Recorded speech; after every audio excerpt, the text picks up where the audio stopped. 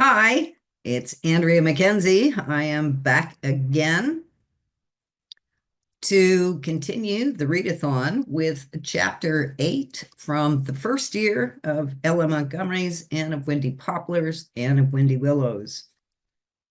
So, without further ado, chapter 8, the first year, extract from a letter to Gilbert. I am in my tower, and Rebecca Dew is caroling "Could I But Climb" in the kitchen. Which reminds me that the minister's wife has asked me to sing in the choir. Of course, the Pringles have told her to do it. I may do it on the Sundays I don't spend at Green Gables. The Pringles have held out the right hand of fellowship with a vengeance, accepted me lock, stock, and barrel. What a clan! I've been to 3 Pringle parties. I set nothing down in malice, but I think all the Pringle girls are imitating my style of hairdressing. Well, imitation is the sincerest flattery. And Gilbert, I'm really liking them, as I always knew I would if they would give me a chance. I'm even beginning to suspect that sooner or later I'll find myself liking Jen. She can be charming when she wants to be, and it is very evident she wants to be. Last night, I bearded the lion in his den. In other words, I went boldly up the front steps of the evergreens to the square porch with the 4 whitewashed iron urns in its corner and rang the bell. When Miss Monkman came to the door, I asked her if she would lend little Elizabeth to me for a walk. I expected a refusal, but after the woman had gone in and conferred with Mrs. Campbell, she came back and said dourly that Elizabeth could go, but please, I wasn't to keep her out late. I wonder if even Mrs. Campbell has got her orders from Miss Sarah. Elizabeth came dancing down the dark stairway, looking like a pixie in a red coat and a little green cap, and almost speechless for joy. I feel all squirmy and excited, Miss Shirley, she whispered as soon as we got away. I'm Betty. I'm always Betty when I feel like that. We went as far down the road that leads to the end of the world as we dared, and then back. Tonight, the harbor, lying dark under a crimson sunset, seemed full of implications of fairylands forlorn and mysterious isles in uncharted seas. I thrilled to it, and so did the mite I held by the hand.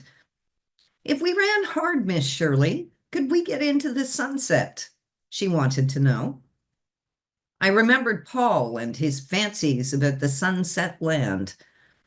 We must wait for tomorrow before we can do that, I said. Look, Elizabeth, at that golden island of cloud just over the harbor mouth. Let's pretend that's your island of happiness. There is an island down there somewhere, said Elizabeth dreamily. Its name is Flying Cloud.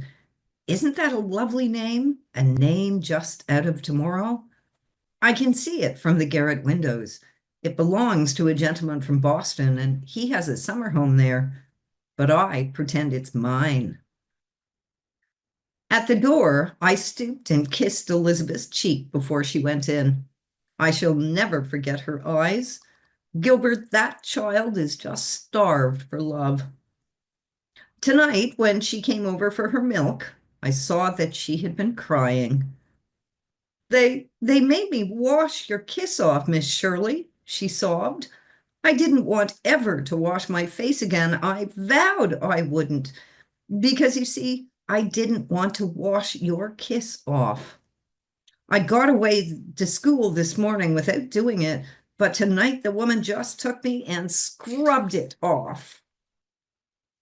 I kept a straight face. You couldn't go through life without washing your face occasionally, darling. But never mind about the kiss. I'll kiss you every night when you come for the milk, and then it won't matter if it is washed off the next morning.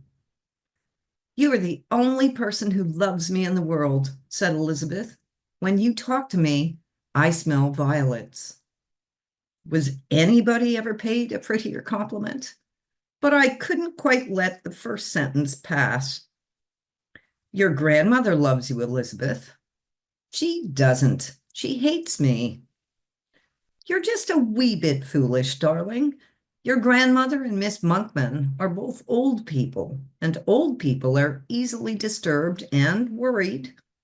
Of course, you annoy them sometimes, and of course, when they were young, children were brought up much more strictly than they are now.